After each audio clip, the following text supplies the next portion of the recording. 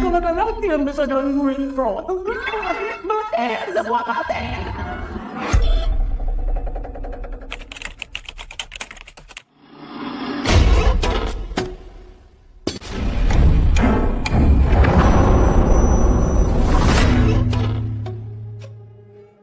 Cerita diawali dengan seorang pria remaja bernama Egy yang sedang menjemput kekasihnya bernama Tika. Tapi mata Egy ini tidak bisa lepas dari Vina.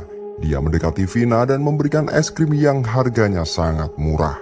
Namun, sahabatnya yang bernama Linda ini melarang Vina untuk menerima es krim tersebut.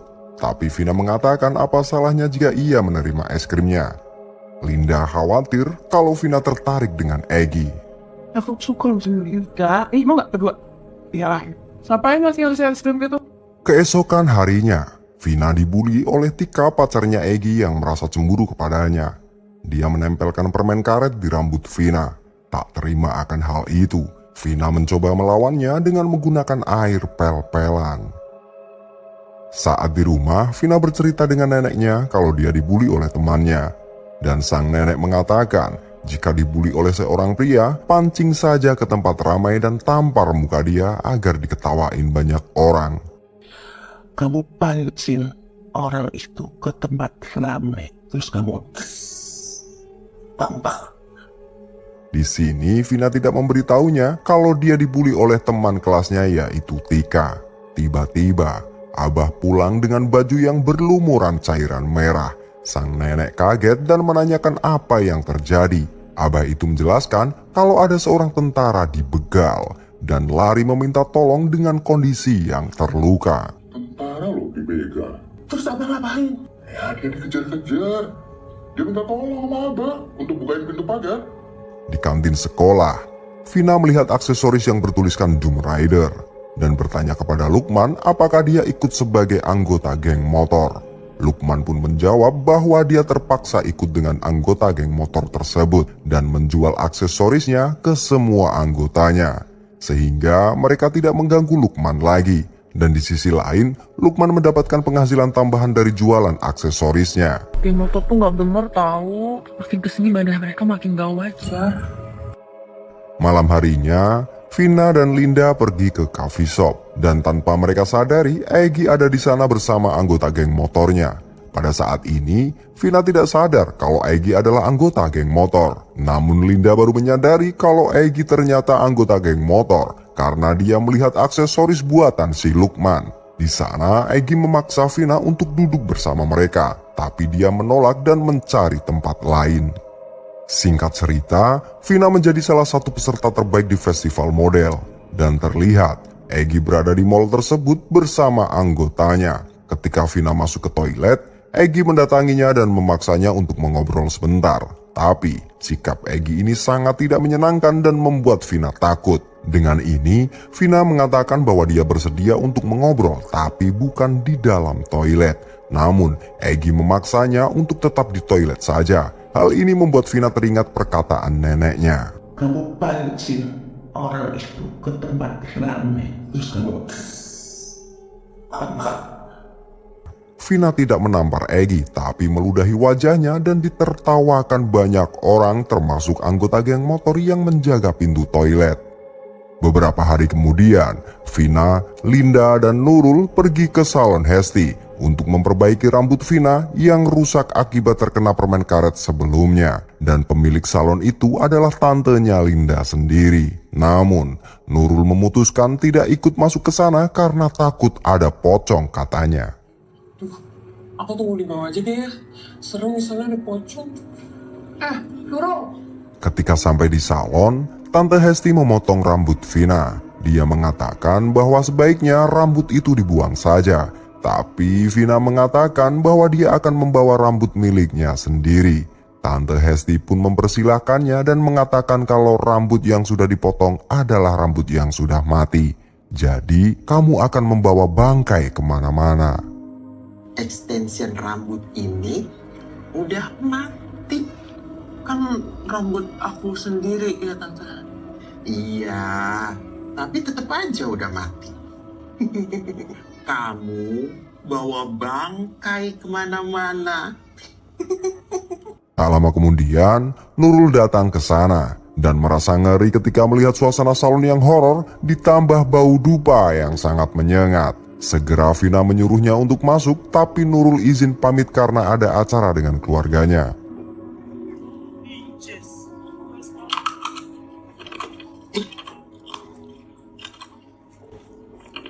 Cemilan teman kamu aneh.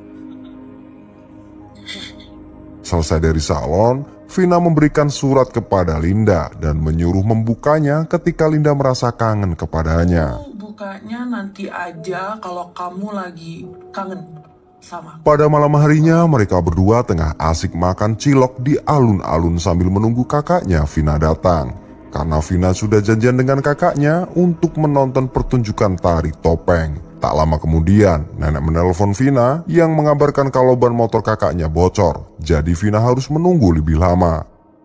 Mendengar itu, Vina memutuskan untuk pulang menggunakan ojek saja. Tapi sang nenek menegaskan untuk menunggunya sebentar lagi. Tapi Vina yang takut pulang terlalu malam, dia pun tetap memutuskan untuk pulang. Akhirnya, sang nenek pun mengizinkan Vina dan tetap untuk hati-hati di jalan. Pada saat itu, Linda dijemput oleh temannya bernama Deden yang bersama satu temannya lagi bernama Zaki. Daripada naik ojek sendirian, Linda menyarankan agar pulang bersama Zaki. Tapi Zaki mengatakan dia akan mengantarkan paket sebelum mengantarkan Vina ke rumah. Mendengar itu, Vina pun tidak keberatan. Tapi paling kita mampir sebentar ya ke Taman Sumber, mau antar barang teman. Namun, sebelum mereka jalan, tiba-tiba Linda memiliki firasat buruk ketika melihat wajan pedagang jatuh yang mengagetkannya.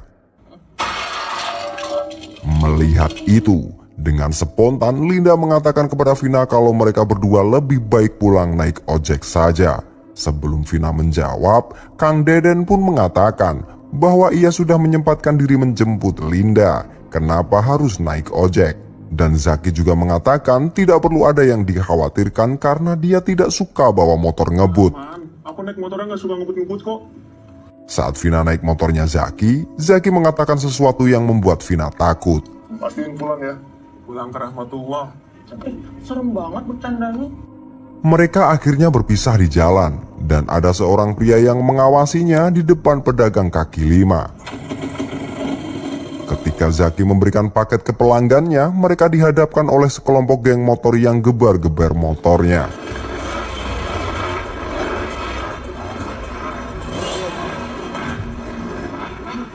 Vina segera menyadari kalau itu adalah Egy bersama anggota gengnya. Jadi, Vina langsung merasa takut dan menyuruh Zaki untuk segera jalan. Anggota geng motor itu mengikuti mereka dan memukul Zaki hingga motornya terjatuh. Egy kemudian turun dan menghampiri Vina. Dia membawa sebuah kayu dan menghajarnya tanpa ada rasa kasihan sedikit pun. Sementara, Zaki juga dihabisi oleh anggota lainnya.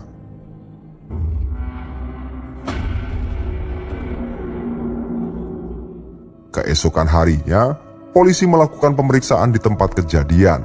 Saat itu, ayahnya Vina dan kakeknya datang ke sana dan menemui AKBP Indra. Ayah Vina menanyakan di mana putrinya.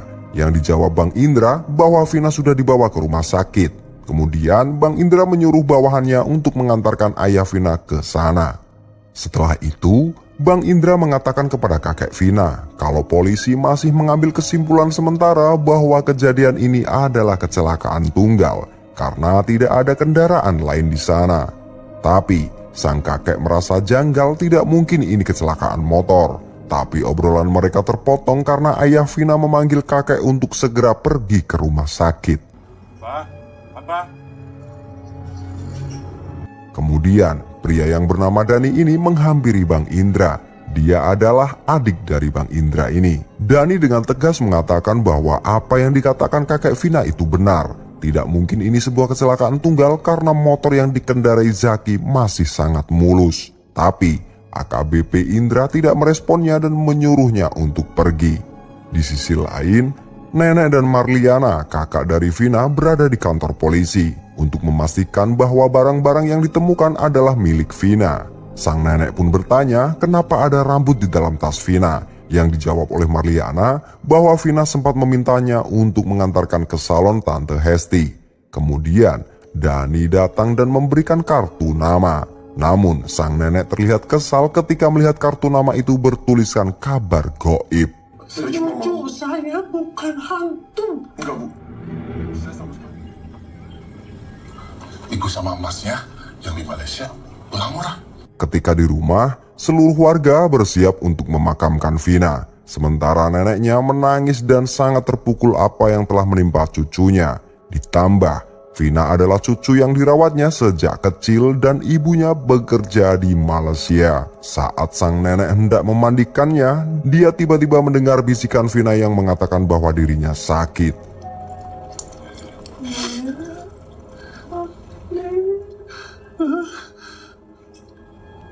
Kenapa ya nenek?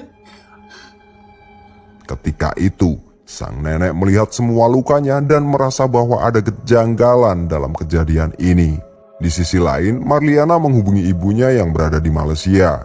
Ibunya mengabarkan kalau dia tidak bisa pulang mendadak di hari itu. Kemudian, mereka semua bersiap memakamkan Vina. Tapi salah satu dari teman-teman mereka berbisik bahwa mereka tidak melihat Linda di acara pemakaman tersebut. Mana ya? Kok dari tadi aku nggak lihat Linda?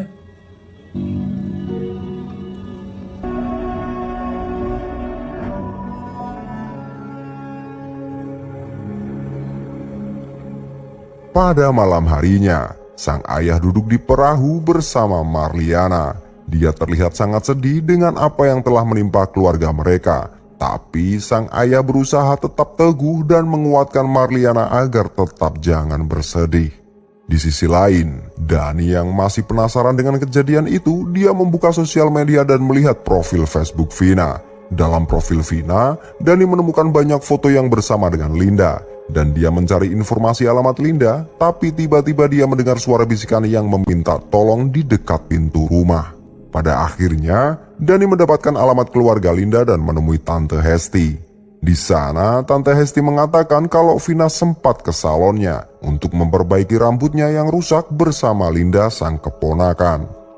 Dani pun bertanya apakah Linda memiliki teman pria yang dari geng motor, dan Tante Hesti menjawab bahwa keluarganya tidak ada yang suka dengan geng motor, termasuk Linda. Jadi, kenapa Dani bertanya tentang hal itu? Dani pun menjawab kalau saat ini sedang marak anggota geng motor yang membuat keributan di jalan. Kedatangan Dani di sini untuk mencari tahu hubungan Tante Hesti dengan Vina, yang mungkin bisa membantunya untuk bertemu langsung dengan keluarga Vina. Tapi Tante Hesti melanjutkan perbincangannya dan menyarankan untuk bertanya dengan Linda. Tante Hesti mengungkapkan bahwa Linda adalah anak yang spesial dan berbeda dengan yang lainnya. Linda memiliki kemampuan dalam hal gaib seperti dirinya.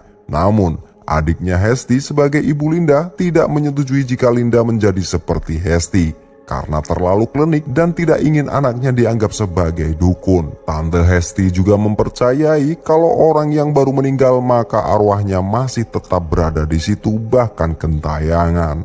Mendengar itu, Dani mengatakan kalau dia mendengar bisikan minta tolong yang mungkin itu adalah Vina. Dan Tante Hesti pun menjelaskan kepada Dani seperti ini. Arwah Vina punya waktu 7 hari untuk menyelesaikan semua urusannya yang tertinggal. 7 hari ya?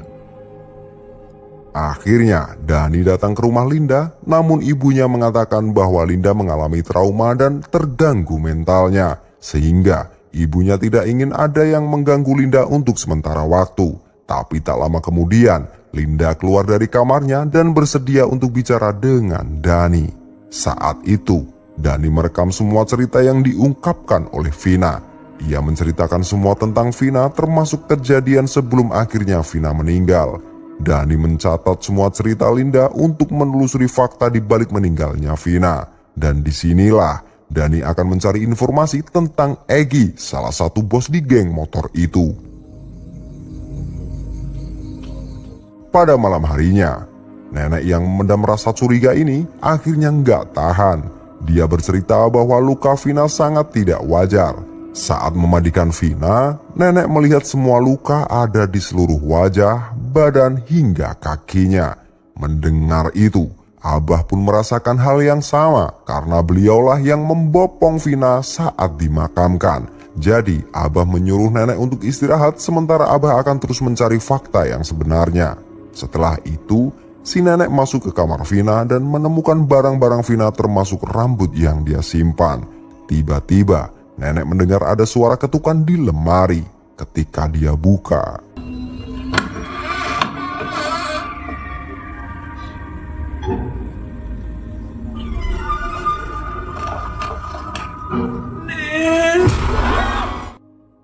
singkat cerita, dua pria yang ada di bengkel ini merasa ngeri setelah mengetahui kasus kematian Vina yang tengah viral saat itu. Mereka bingung mau lari kemana, sementara Egy adalah anak orang kaya yang memiliki banyak rumah. Di sisi lain, Dani terus mencari fakta. Dia ke flyover Pompongan untuk memeriksa bekas kecelakaan dan mencari informasi tentang geng motor itu kepada para pedagang kaki lima. Pada saat yang sama, ada pedagang yang mengatakan bahwa markas geng motor itu ada di dekat SMP Nagrawelas. Dani akhirnya menuju ke sana dan sampai di markas Doom Rider. Sampai di sana, dia sangat kaget bahwa mereka sangatlah ceroboh. Semua bekas darah masih ada di sana. Sementara itu, ibunya Linda memiliki rencana untuk memindahkan Linda ke daerah Garut. Tak lama kemudian, Linda berteriak histeris. Tadi pagi juga. Linda. Mereka langsung masuk ke kamarnya yang ternyata Linda kesurupan arwahnya Vina.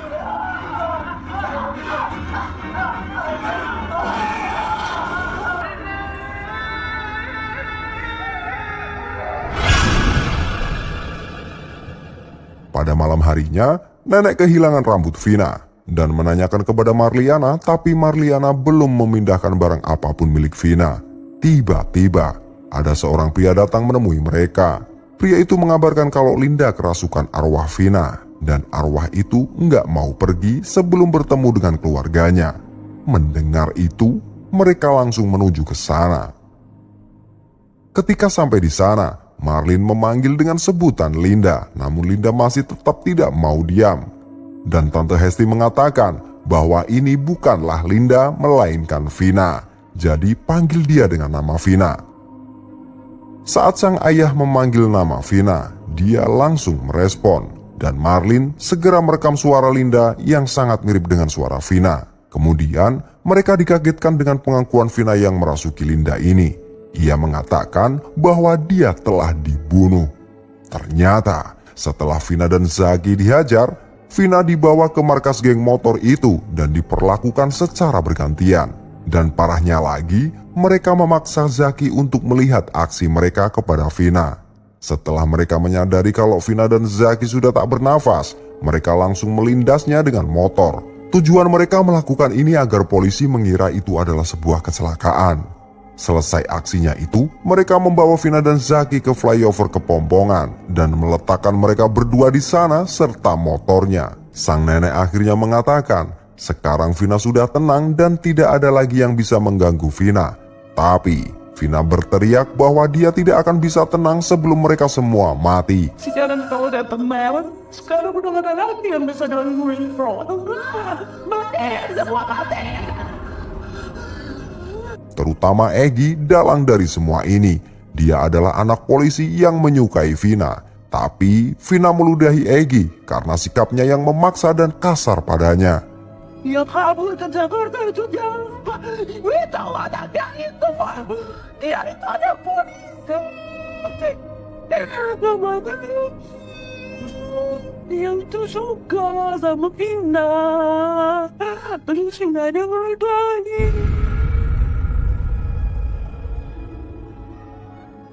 Setelah Linda sadar, Tante Hesti pun menjelaskan kepada mereka semua bahwa ini adalah keinginan Vina agar semua keluarganya tahu apa yang sebenarnya terjadi sebelum 7 hari setelah meninggalnya Vina, agar dia bisa kembali dengan tenang. Singkat cerita, Marliana menghubungi Dani. Dia meminta Dani untuk memviralkan rekaman audio yang dia rekam saat Linda kesurupan.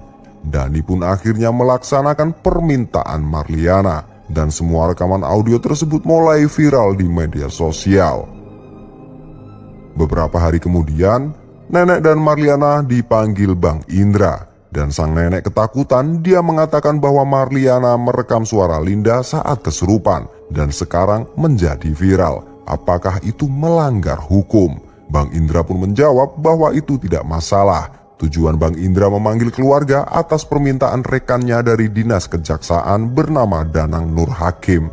Dan Bang Indra sengaja melarang Dani untuk mengusut kasus ini demi keselamatannya.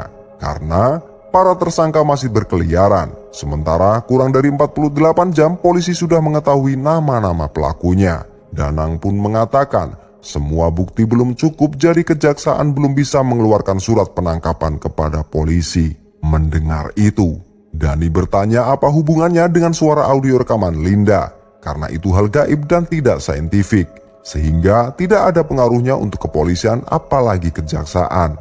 Dan yang mengejutkan, Bang Indra pun mengungkapkan bahwa semua apa yang dikatakan Linda dalam rekaman itu adalah sama dengan temuan polisi selama ini. Karena hampir semua yang Linda bilang di rekaman itu sama dengan temuan polisi selama ini. Dan Bang Indra menahan semua informasi. Jika hasil investigasi polisi dipublikasikan, maka tersangka yang selama ini mereka pantau akan hilang. Selain itu, Bang Indra meminta izin kepada keluarga Vina untuk membongkar jasad Vina agar bisa dilakukan otopsi. Jasad Vina dibongkar sementara dari makamnya untuk diotopsi. Akhirnya, di hari ke-9, makam Vina dibongkar dan langsung dilakukan otopsi di tempat. Tapi tiba-tiba, Linda kesurupan lagi nih geng. Dia merasa kesakitan dan tidak bisa tenang karena ada rambut palsu dan behel yang harus dilepas. Akhirnya, Marliana menghubungi Bang Indra untuk melepaskan rambut sambung dan behelnya. Selesai otopsi, akhirnya kejaksaan memiliki cukup bukti dan membuat surat penangkapan untuk mereka. Dan yang tertangkap saat itu adalah Jaya, Supriyanto, Eka Sandi, Hadi Saputra, dan Sudirman. Sementara 3 pelaku lainnya ditetapkan sebagai DPO, yakni Andi, Dani, dan Egi. Mereka sampai sekarang belum tertangkap juga. Dan film pun tamat. Gimana nih geng menurut kalian film ini? Dan gimana juga tentang kesurupannya si Linda ini? Apakah dia benar-benar kesurupan atau enggak? Gimana menurut kalian? Coba tulis di kolom komentar ya. Terima kasih sudah menonton dan jangan lupa subscribe channel ini, share ke teman-teman kalian, dan sampai jumpa di video berikutnya.